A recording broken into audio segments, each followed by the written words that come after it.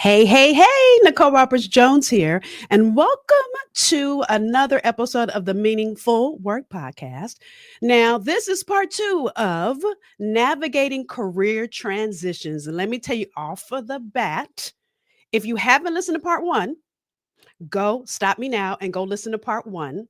What I'm going to talk about here builds off of what I shared there. And it's always going to be important. Those of you that are new to me, when I have a series, I am really building off. And dare I tell you, the reason I give you a pause in between to do the work is because that work is also paramount to you learning and being able to implement what I'm teaching in the next part. So if you haven't done it, now's your chance to go do it. Put me on pause, go do it, and come on back when you're done. So we talked about in part one, really, again, navigating career transitions. Part one was about releasing status quo. And here's why I want you to go do your homework. A part of your homework that I gave you, and by the way, let me just put it up on the screen now. And those of you that are listening, where you go get the workbook for free that I'm gifting you in each part of this series. There'll be a part one, a part two, and a part three of the work. Powerinyourpivot.com is where you go and get it. And the reason and I'm not going to guarantee every single series that I'm going to give you some kind of work to do or a workbook. I'm always going to give you work to do because, again, if you listen to these episodes and you don't implement anything, it's a waste of your time. The whole purpose, in my humble opinion, of listening to any kind of podcast is to learn something different, do something different, shift your mindset. I can keep going. So, can't guarantee I'm always going to give you a workbook, but the first few episodes here in the podcast that I've been doing, I know I've been giving you workbooks, but listen, if I have the tools, I'm always going to share them. So with that, releasing status quo. As part of the homework, I asked you to answer a question. One of many things I asked you to answer. What do you really want? And the reason I stopped our episode there is because I didn't want to go into what I'm going to teach here, and I would have started. And here's what I want to say. For successful women, being able to really say what you really want, not what you think is okay, what you have permission to want. No, what your heart desires. See, I believe God drops desires in our heart because we are meant to do it, be it, have it, but you have to be willing to go and get it. The first step in doing that is writing it down and naming it and claiming it. Listen, I was reading in a devotional once and it said this: nowhere in the Bible is ambition condemned. You heard me? Nowhere in the Bible is ambition condemned. Now, selfish ambition is certainly warned against, but ambition for the sake of God's glory is not only condoned, but it is commended. See, it took some ambition for Noah to build the ark. It took some ambition for David to kill Goliath. It took some ambition for Esther to become queen. And we're going to talk about Esther today. It also took some ambition for Oprah to start her own network. It took some ambition for Jeff Bezos to start Amazon in his garage. Do I need to keep going, or are you going to get the point? There comes a time in your career where your job just may no longer be big enough for your gift. And you have to be willing to say the thing that's rumbling inside your soul, even if it scares you. You know, what I've learned in my own journey is when something's rumbling in your soul and it scares you a little bit, it's because God is requiring a new level of faith. So I'm going to build off of what we talked about in part one, but really the reason I wanted to bring this up at the beginning of this is I want you to give yourself permission to do that thing you greatly desire. I want to set you free from perception or judgment or anything that's held you at status quo. And so to do that, to build off of what we talked about in our last session, today we're talking about eliminating what's holding you back in your career transition, eliminating what's holding you back. Now, I shared this Bible verse in part one, but I forgot to read my Tony Evans about it. The thief, this is John 10:10, by the way. The thief does not come except to steal and to kill and to destroy. I have come that they may have life and that they may have it abundantly. Now, this is Jesus talking, by the way. And my favorite, Tony, says this. Sorry, I need to put on my readers, y'all, but I'm in denial. Thieves come to destroy. But Jesus came to give life and to give it in abundance.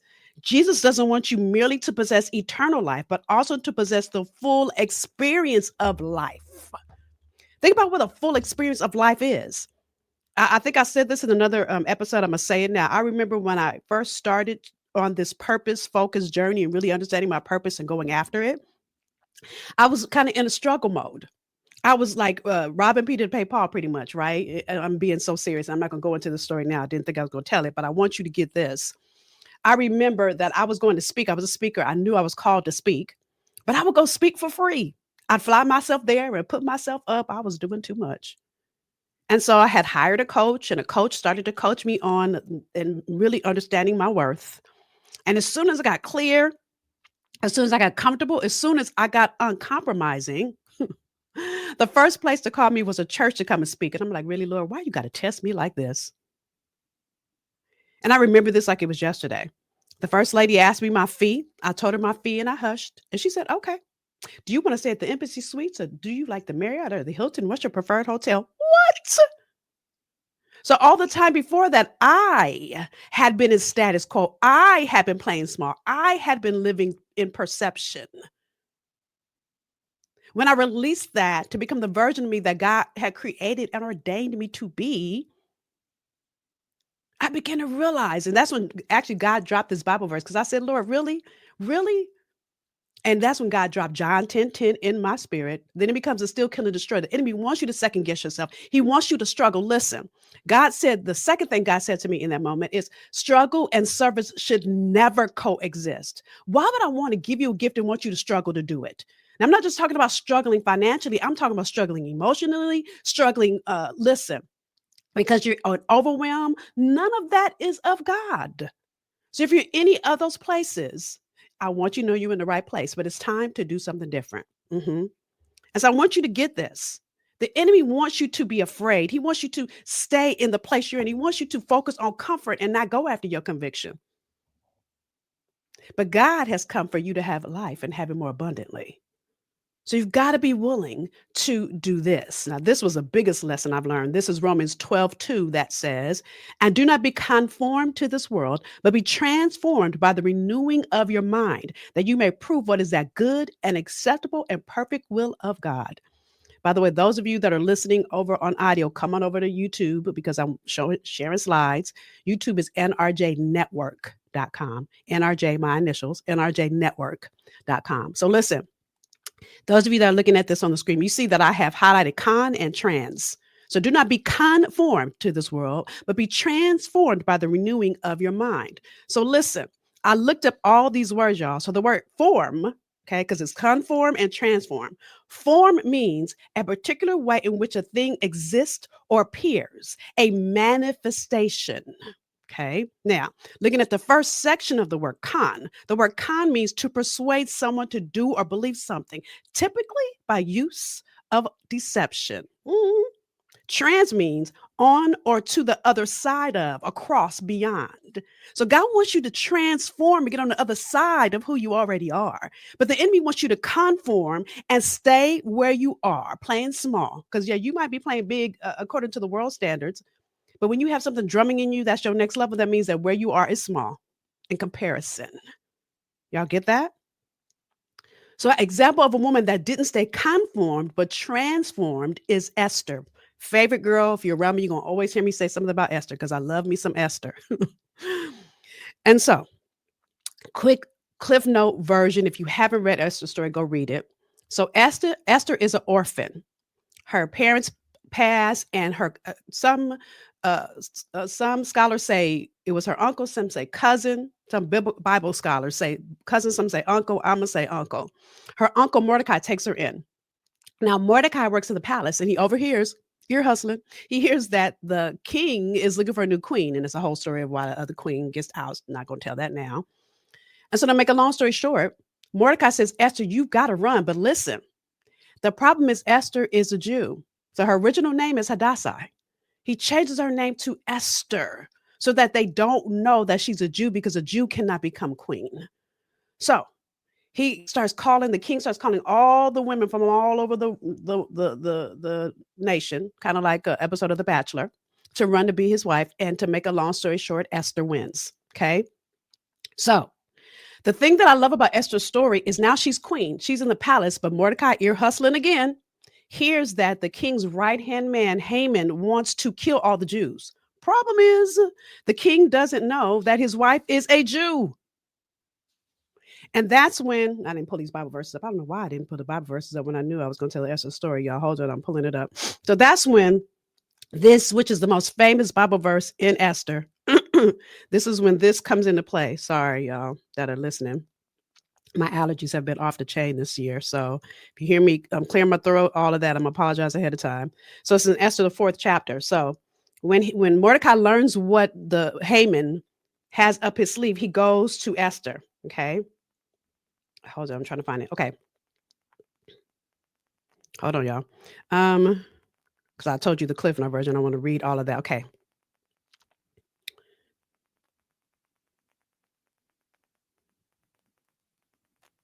So Mordecai had to send a message to Esther because, he's a Jew. He can't go just talk to Esther. So they're sending messages back and forth. Okay. So here's what the message he sends back to her. Okay. So Mordecai told Esther, "Do not think in your heart that you will escape in the king's palace any more than any more than all the other Jews." This is 4:13, by the way. Now I'm getting ready to read 4:14. For if you remain completely silent at this time, relief and deliverance will arise for the Jews from another place. But you and your father's house yet will perish. You will die. Yet, who knows whether you have come to the kingdom for such a time as this? And so many of you, who knows if you came to your industry because you're going to be the game changer and it's time for you to shift to move into that new role to shift the industry. Maybe it's the company and it's time for you to shift roles. Whatever that is for you, maybe this is your for such a time as this moment. So what I'm going to walk you through in this episode, part 2, are the 3 musts to eliminate what's holding you back. Because of course, Esther could have said, you know what? I'm not going to say anything. I got servants. I got people peeling fruit for me, fanning me all day long, dressing me. Why, but what Esther chose to do was stand in the gap for her people. Okay. So the first thing you got to understand is disruption is the start of promotion. Disruption is the start of promotion. See, God has to disrupt your comfort. Think about people like Martin Luther King. Do you guys realize that Martin Luther King was 24 years old when he started the civil rights movement? 24, he just got married. He had just gotten a church as a new pastor, newly married pastor. He goes to a meeting like everybody else just to probably volunteer and help out. And they elect him the head of the movement. He was 24. Disruption. Or how about Colin Kaepernick? Y'all remember he took a knee? Disruption. How about Rosa Parks? Disruption. I could talk about all kind of people. Michelle Obama got disrupted when her husband became president, but we know what they did in office for all of us. Esther disrupted. David, Noah, Abraham, who I talked about last time, his comfort got disrupted. So you need to understand God is going to disrupt your normal, your status quo, to go after your next level, to go after your breathtaking future, to go after your abundantly above all. The question is, are you going to choose your comfort or are you going to choose your conviction? So what did Esther decide? Esther says, "Go gather all the Jews," this is now 4:16, "who are present and fast for me, neither eat nor drink for 3 days, night or day. My maids and I will do likewise. And I will go to the king, which is against the law. And if I perish, I perish."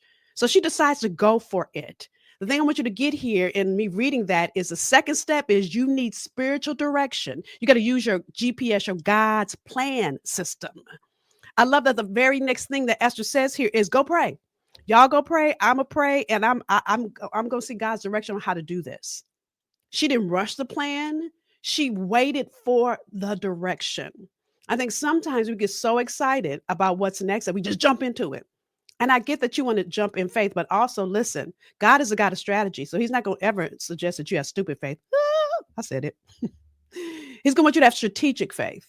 Part of the reason why I give you work to do in these episodes so that you can start to create the strategy you need to go after what's next for you, right? So prayer really opens it. Listen, you'll always hear me say this. I'm always going to give you methodology, but only God can give you revelation, and you need both. You need revelation and methodology. What's that Bible verse? Faith without works is dead. So revelation is the faith part. Methodology is the works. You need both. When God told Noah to build the ark, God didn't tell Noah how to build it. Noah had to go figure it out. Methodology. So the place you're in, you may need methodology, but that methodology needs to be added with revelation. Now, listen, this is the thing that I love when I think about Esther. So let's talk about Esther versus Eve. Now, y'all know who Eve is. Miss got deceived. Remember, con means what? Let me pull out my notes that I moved over here. Con means, where did my con go? Hold on, y'all.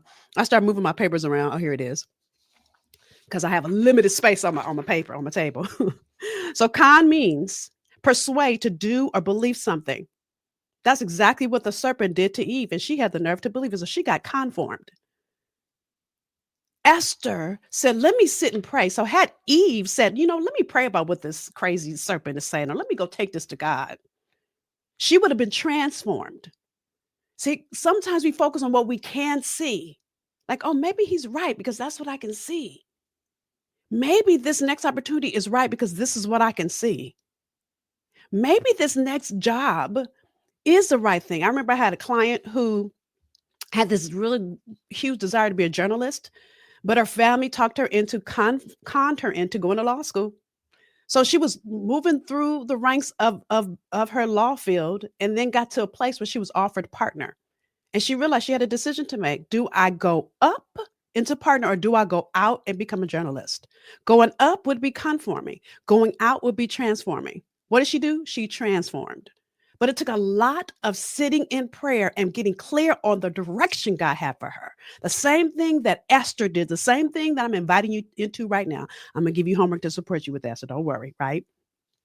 But again, if Eve had taken her little spoiled butt and taken a moment to sit in her GPS, her God's plan system, if she had gone to, listen, when do you use a GPS when you need direction?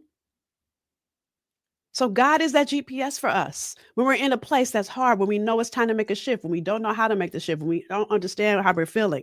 Listen, this is where I was last year as I'm recording this episode. I kept feeling like, why do I feel like this? My job is like I was burned out. I was bored. I was like, I don't want to do this anymore. And I felt guilty for feeling that way. What I realized is God was disrupting me because he was telling me it's time to expand. And hence my expansion is why this podcast is here. One of the reasons. So I need you to understand these first two before I tell you number three, right? Now, and I kind of said this. Number three is you've got to look past what you can see. Now, the story that I love to tell here is, you guys remember if you've ever been in a church anywhere, you've heard the story of the children of Israel that were in the wilderness for 40 years, going around the mountain over and over. Okay. Well, it comes a time when they're at the edge of the promised land. And here's what happens. This is in Numbers 13, 1 through 31. I didn't write this down. Numbers 13, 1 through 31 is the whole thing. I'm not going to read the whole story. I'm going to read around it, okay? So Numbers 13, 1 says, and the Lord spoke to Moses saying, send men to spy the land of Canaan, which I'm going to, let me start over. And the Lord spoke to Moses saying, send men to spy out the land of Canaan, which I'm giving to the children of Israel. From each tribe of their fathers you shall send a man, and everyone a leader among them. So what Moses did was he sent 12 spies as God instructed. Okay. Now, the thing goes all through what they went through. I'm going to skip to the end. Okay. So they come back to give Moses a report. This is Numbers 13, 27 through 31 now. And this is what they said. They said, we went to the land where you sent us. It truly flows with milk and honey, and this is its fruit. Nevertheless, the people who dwell in the land are strong. The cities are fortified and very large. Moreover, we saw the descendants of Anak, and Anak were giants, by the way, right? And some scholars suggest that they were descendants of Goliath, by the way. Okay. Then, Caleb was one of the 12. Caleb and Joshua were one of the 12 spies, okay? Then Caleb quieted the people and said, hush, stop. This is verse 30. And said, let us go at once and take possession, for we are well able to overcome it. So 10 of them are saying, oh, we can't take them. We can't take this. But Caleb and Joshua said, let us go and take the land. We're able to do this. I need you to get this. Will you be one of the 10 or one of the 2? Are you going to sit in good enough because you can't see how you can do this thing? Are you going to settle for mediocre because you can't understand how you can up-level your career in the way that's rumbling in your soul? And maybe you don't even know what step to take. But I'm going to tell you, it's the GPS is going to show you the steps to take. Some of you have an inkling about it and you're like, oh, I can never do that. right? It's interesting in our 20s how we have no preconceived notions. And so we're willing to go run after stuff in our 20s. And the more seasoned we get, because I'm not old, I'm seasoned. Let's be clear. The more seasoned we get, the harder it is for us to step out, to take a risk. What I've learned in my own career is anytime I've taken a risk, I've really, in order to up level, oftentimes I've had to risk it all to gain it all. And so when you look at the 3 steps I just walked you through, understand disruption is a start of promotion. Number 2, you need spiritual direction. And number 3, you got to look past what you can see. So to give you the summary of Esther's story, what happened? Because I know some of y'all that don't know Esther are saying to yourself, wait a minute, what happened? So as I read to you in 4, I think it was 16, she went and asked our handmaids to pray. She told Mordecai to tell all the people, all the Jews, tell everybody to pray for 3 days. So at the end of the 3 days, and this is the Cliff Note version, y'all, so read the whole version. I'm giving you the quick version. Esther throws a party for her husband. Just like, baby, I want to throw you a party. And the king was like, oh, really? So she throws a dinner party. But what I love about Esther is at the end of the dinner party, she probably thought originally when she started the party, she was going to ask him at the end. But at the end, that GPS said to her, offer a second party. It doesn't say this in the Bible, but all of a sudden you create a second party at the end of the first. I believe that was God that dropped that in her spirit. So she says, I'm going to throw a party, another one party for you tomorrow. So she throws a second party. And at the end of that, her husband is like, oh my goodness, whatever you want. And she's like, well, I want to throw you a third party. Again, GPS showing up, y'all. At the end of the third party, he's like, okay, hold on, no more. I want to grant you whatever you want. It's at the end of that third party that she says to him, this is 3 days later, and I fasted for 3 days, and now there's 3 parties. This is 6 days later. It's like a week later. She says to her husband, so listen, I'm a Jew. I know you didn't know this, but I'm a Jew, and I've heard that Haman is trying to kill all my people. So what does her husband do? Her husband kills Haman and the very thing he crafted to kill the Jews in. So she had to risk it all to gain it all. She had to look in the face of fear. She was disrupted. She went after the GPS and kept following it along the way. The thing about a GPS, you guys, is when you use a GPS, it doesn't usually give you all the direction as it's on. You know, before you hit go, it'll give you all the direction if you look at it that way. But it usually only gives you one direction at a time. More season we get, the harder it is for us because we want to know the entire route. And God doesn't work like that. God is like, take one step and trust me. So you take the one. And then God is like, okay, now take the second step. And sometimes he'll tell you the second. Great. But he's not going to give you all the steps in the front. He just doesn't. See, God is checking your faith. He's checking, will you transform your mind to look back past what you know, who you know, past your degree, your resume, all the names on lists, all the degrees, all the awards you've won. Will you look past all of that into this new version of you that I'm inviting you into? It doesn't mean none of those things that you've gone through will be wasted. After all, the Bible verse, I think it's Romans 8:28 says, all things work together for the good. Not a couple things, not some things. You know, the example I like to use when I talk about that is Michelle Obama, who was a lawyer, who got tired, was like hating being a lawyer. I read this in her book, Becoming. I think it was like in chapter 10, I think. And so she had a decision to make, just like I told you about my client earlier. And so Michelle Obama went from being a lawyer to working in public health, working in a nonprofit. Do you think all those things didn't help her be a phenomenal first lady? They did.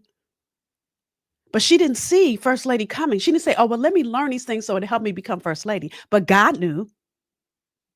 When you follow that inkling in your heart and your soul. So again, go back to part 1, homework. If you didn't do it, I'm inviting you to go do it again. Or if you did do it, go do it again.